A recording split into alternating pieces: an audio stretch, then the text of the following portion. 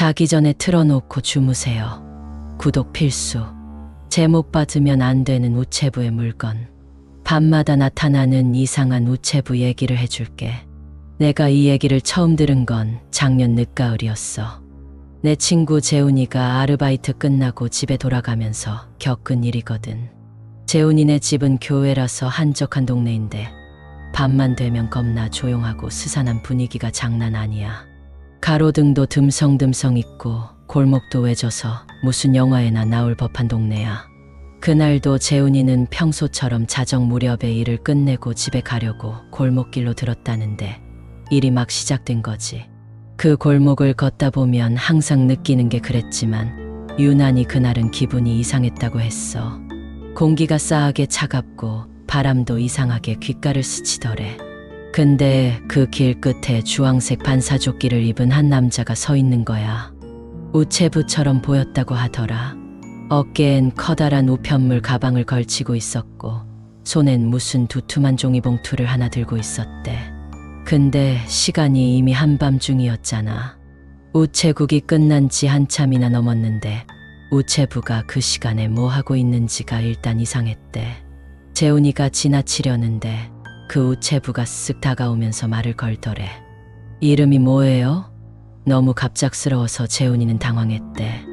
이런 상황에서 굳이 이름을 알려줄 필요도 없고 그냥 이상하다 생각해서 고개만 가볍게 저으며 빨리 걸음걸이를 재촉했지. 근데 우체부가 갑자기 따라오더니 이번엔 이렇게 말하더래. 받아야 할 게 있는 것 같은데요. 재훈이는 무슨 소리냐고 뒤를 쳐다봤고 그 남자는 잔뜩 껴입은 주황색 옷과 모자 밑으로 야릇한 미소를 짓고 있었대. 근데 웃고 있는 그 사람이 어딘가 이상하더래.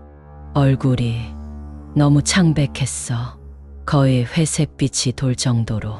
재훈이가 저 몰라요. 받을 거 없어요.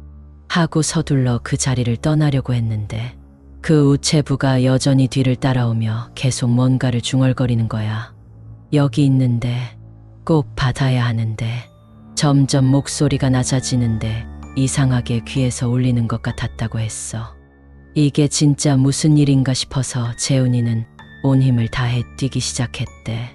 근데 문제는 뛸수록 발소리가 바로 뒤에서 따라오더라는 거야. 재훈이가 골목을 다 빠져나가 아파트 단지로 들어올 즈음엔 기진맥진해서 숨이 턱끝까지 찼지. 뒤를 돌아볼 용기도 안 났대. 겨우 엘리베이터를 타고 집에 들어가서 문을 잠근 뒤에야 겨우 마음을 놓을 수 있었지. 심장이 쿵쿵거리는데 아까와 같은 쾌쾌한 냄새 같은 게 코를 찌르는 것 같았고 어디선가 무언가 두드리는 소리가 나더래. 두드리는 소리는 점점 커지더니 집 현관 쪽에서 나는 것 같았어. 재훈이는 겁에 질려 문을 바라봤지. 그때 갑자기 그의 핸드폰이 울렸는데 화면에는 알 수 없는 번호라고 떴대. 찝찝했지만 혹시 중요한 전화일 수도 있어서 전화를 받았는데 들리는 건 딱 한마디였어. 받아가야 할 게 있는데요. 소름이 쫙 돋으면서 전화를 끊으려는데 그 순간 문 밖에서 들리던 두드리는 소리가 똑똑똑 일정한 리듬으로 바뀌더래. 그리고 문틈 아래로 무언가 쓱 밀려 들어왔어. 그거 아까 그 우체부가 들고 있던 두툼한 봉투였대. 재훈이도 모르게 손이 봉투 쪽으로 향했는데 열어보려던 순간 그 봉투가 갑자기 스르 움직이더니 썩은 냄새가 가득 풍기며 열리는 거야. 그 안에는 재훈이 얼굴과 똑같이 생긴 사진 한 장이 들어있었대. 근데 사진 속 재훈이는 눈이 감겨 있었고 얼굴은 누군가 다 타버린 것처럼 새까맣게 그을려 있었대. 재훈이는 그 자리에서 비명을 지르며 봉투를 내던졌지만 이상한 건 봉투가 곧바로 사라졌다는 거야. 아무도 없는데도 말이지. 아무리 두리번거려도 흔적조차 없었대. 그 후로 재훈이는 밤에 혼자 걷는 것도 우체부 복장만 봐도 겁에 질려 도망치곤 했어. 근데 진짜 소름 돋는 건 며칠 뒤 재훈이네 아파트 단지 엘리베이터에 그 우체부가 찍힌 CCTV 사진이 붙어 있었단 거야. 미확인 출입자, 주의 바람이라는 메모와 함께. 근데 더 끔찍한 건 사진 속. 우체부 등 뒤로 재훈이네 집을 쳐다보는 귀신 같은 형체 하나가 함께 찍혀 있었다는 거야. 재훈이는 그 CCTV 사진을 본 순간 온몸에 땀이 비오듯 쏟아졌대. 등 뒤로 갑자기 식은땀이 흐르고 심장이 미칠 듯이 뛰었지. 차마 사진에서 시선을 뗄 수 없었는데 그 우체부 뒤에 서 있는 형체가 자꾸 눈에 들어오더래. 새까맣고 흐릿한 실루엣인데 이상하게 그 형체의 머리며 몸매며 어딘가 익숙했어. 다른 주민들도 그걸 보며 웅성거렸지만 아무도 그 형체에 대해 말하지 않았대. 알 수 없는 공포가 재훈이를 휘감았고 그는 얼어붙은 채 집으로 돌아와 문을 잠갔어. 그날 밤 재훈이는 악몽을 꿨대. 꿈속에서 고요한 아파트 단지를 걷고 있었는데 뒤에서 누군가 그를 부르는 소리가 들리더래. 돌아보면 아무도 없는데 문득 그의 손에 그 두꺼운 봉투가 들려 있었대. 손이 마음대로 움직이더니 봉투를 열었고 그 안에서 천천히 마치 살아있는 것처럼 재훈이 자신의 얼굴이 새까맣게 변하며 일그러져가는 모습을 담은 사진이 천천히 밖으로 기어나오더래. 사진 속 얼굴이 자꾸 흐물흐물 움직이더니 실물처럼 굳어지더라고. 재훈이는 소리를 지르며 던졌는데 그게 바닥에 떨어지자마자 바로 우체부 형태로 변하더라.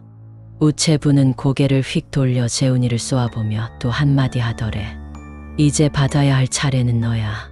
그 순간 그는 깨고 말았지만 눈을 뜨자마자 주변에서 나는 똑똑똑 소리와 봉투가 그의 머리맡에 놓여있는 걸 보고 진짜로 기절했대. 재훈이는 숨을 몰아쉬며 봉투를 외면하려 했지만 이상하게 눈길이 자꾸 봉투로 향하더래.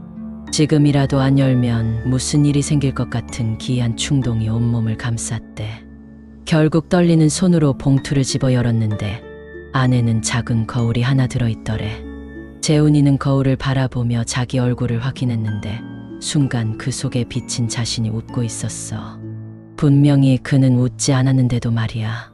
그 웃음이 점점 짙어지고 거울 속 자신이 천천히 받아야 할 건 내 운명이야 라고 읊조리는 순간 거울 속 재훈이가 유리 밖으로 손을 뻗어오더니 재훈의 목을 움켜쥐며 끌어당기려고 하더래. 순간 불이 탁 꺼지며 완전한 어둠이 내렸고 비명이 방 안에 울려 퍼졌대. 다음 날 재훈이의 집은 텅 비어 있었고 거실 한가운데엔 주황색 반사조끼만 덩그러니 남아 있었다는 거야. 그날 이후로 그 동네에선 새벽만 되면 한 남자가 주황색 반사조끼를 입고 골목길을 배회하는 모습이 목격됐대. 누구도 그 남자의 얼굴을 똑바로 본 적 없지만 멀리서 그 남자를 본 사람들은 다들 비슷한 얘기를 하더라고. 그 남자가 가방 속에서 작은 봉투를 꺼내 들면 어김없이 이상한 일이 생긴다는 거야. 지난주엔 그 골목길 근처에 살던 한 여자가 갑자기 실종됐는데 며칠 후 그녀의 집 앞에서 주황색 조끼가 발견됐대.